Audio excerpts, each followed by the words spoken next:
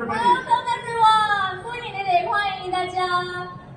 今次我哋係第一次喺度咧，現場係新嘅舞台喎。冇錯啊！每年都係一個新嘅舞台，因為有好多唔同嚟自世界各地嘅朋友啦，有好多唔同嘅表演單位，好似佢哋咁好可愛，每年都係一個新嘅體驗嚟㗎。冇錯啊！咁相信咧，大家咧都會同我哋一樣咁興奮、咁期待啊！哇！我哋今日咧1年3晚嘅舞火龍活動啦，咁梗係咧要 keep 住呢個咁好熱烈嘅氣氛啊！除咗咧好受市民歡迎之外啦，仲有唔同嚟自世界各地嘅面孔啦，包括啦我哋有普通話朋友仔啦，有講英語外語嘅朋友啦，仲有唔少其實係本地人嚟嘅喎。咁同大家你一定要延續我哋大坑嘅中秋節結婚啊！冇錯，我而家就去同佢傾下偈先。又係我哋打招呼先。Hello, hi. May I ask, madam, where are you coming from? New Zealand. New Zealand. Is it the first time that you ever been to a fire dragon dance? How did you find it so far? Fantastic. Did you see all the traditional things that have been going on? How long have you been here? Just a few days, but I used to live here when I was a kid and we played at Autumn Festival at Popcorn. So you were taking a part?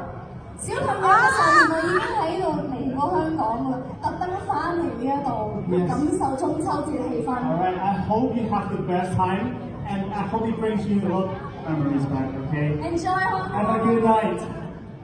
哇！真係好開心啊！真係有好多唔同嘅朋友仔咧，一齊嚟到我哋中秋節我哋大坑舞火龍嘅活動。冇錯。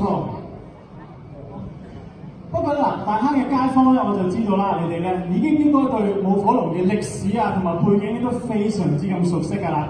咁對呢啲歷史嘅背景應該都係滾瓜爛熟㗎啦。不過咧，都容許我為我哋遠道而嚟嘅旅客啦，同埋跨區過嚟嘅香港朋友咧，介紹翻我哋大坑點解要舞火龍先喎。話說我哋大坑舞火龍咧，就有超過140年嘅歷史嘅。相傳咧喺1880年咧，一條大蟒蛇捕殺咗大坑所有嘅禽畜，咁啲村民咧冇辦法就唯有要消滅佢啦。但係咧嘅蟒蛇屍體咧，第二日竟然離奇失蹤咗喎。村內咧亦都隨即發生咗瘟疫，亦都多名嘅村民咧佢哋染病過身。有傳咧呢一條蟒蛇咧係龍王之子，專登咧去報疫，專登去降疫去報復嘅。不過後來咧，一名嘅老村民就聲稱咧，佢夢得到觀音菩薩同佢講，佢就話：只要你喺中秋節嗰度連續3晚舞到一個插滿香嘅火龍，圍繞咗條村去遊行，同時間亦都燃燒炮仗，咁就可以咧驅走瘟疫㗎啦。結果咧又真係得咗喎！自此之後咧，大坑村嘅村民咧每年都會喺呢個中秋節度舞火龍，以保平安同埋健康嘅。咁一定我哋就延續呢個傳統喺呢一度咧，為大家咧送上祝福同埋平安啊！其實大坑舞火龍有超過140年歷史，相傳在1880年，村內發生瘟疫，多名村民染病過身。後來一名老村民聲稱就見到觀世音菩薩報夢。就說在中秋節連續3晚舞動插滿香的火，咬穿遊行，同時燃燒炮仗，可以驅走瘟疫。支持呢，我們大坑的村民呢，每年呢都在中秋節舞火龍，以保平安健康。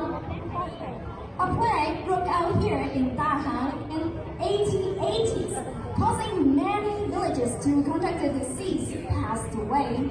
And according to a legend, to ward off the illness, an elderly villager claimed it to have received a dream from Guan Yin, from the goddess of mercy, who instructed the villagers to plant incense sticks in the shape of a dragon and then parade around the village for 3 consecutive nights during the Mid-Autumn Festival. So, on the 14th, 15th, 16th of the month of the 8th month, the villagers will parade the fire dragon through the village and set off firecrackers. After the event, the plague ended. Since then, the villagers have performed a 3-day dragon dance every year to bless themselves. Yes， 喺呢個時間咧，我哋見到咧沙燈組咧喺我哋銅鑼灣度咧已經出嚟咧拎咗啲好靚嘅沙燈啊！大家都可以咧趁呢個機會同佢哋咧影一張相咯喎。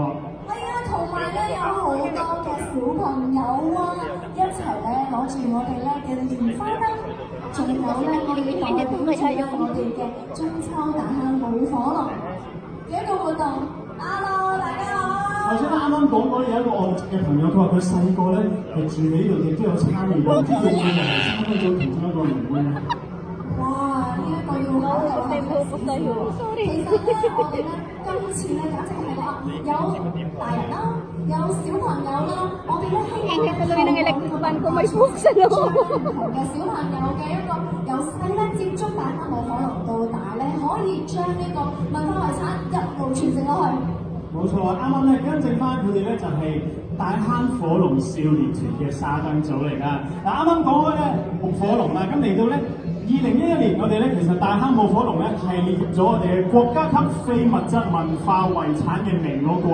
喺2019年咧更加成為我哋嘅國家級非遺保護實踐案例。嗱，大坑舞火龍咧呢一個民間嘅習俗喺國家嘅層面咧都得到認可㗎。確實咧有助我哋咧推廣呢個活動，鼓勵更加多人參與呢個盛事，就好似你哋今日每一位咁樣啦。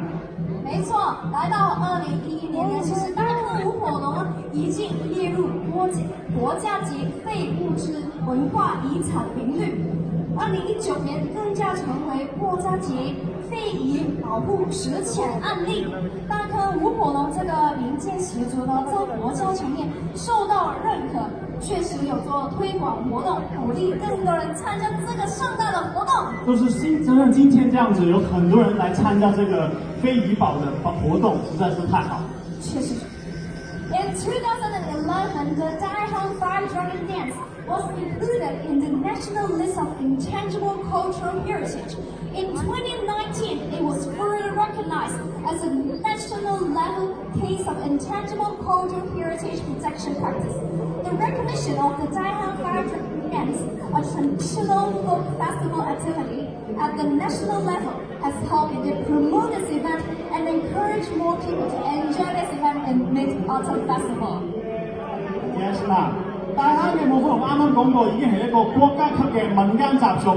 真係俾啲掌聲，大坑嘅街坊同埋在場嘅每位觀眾，俾啲掌聲自己先。送給自己，Let's have a big round of applause for yourself. Yes, you are part of the activities. You are part of the tradition, part of the culture, part of everything of Dai Hang Fire Dragon Dance. And welcome.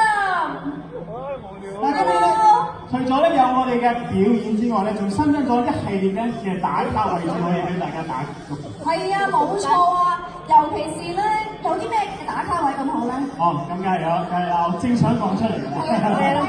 嗱，除咗銅鑼灣道同高士威道交界咧，設有一個巨型嘅 LED 火龍嘅花牌之外咧，仲有我哋嘅摩頓台臨時遊樂場咧，就設有我哋嘅 LED 嘅龍頭啦、龍珠以及多個咧。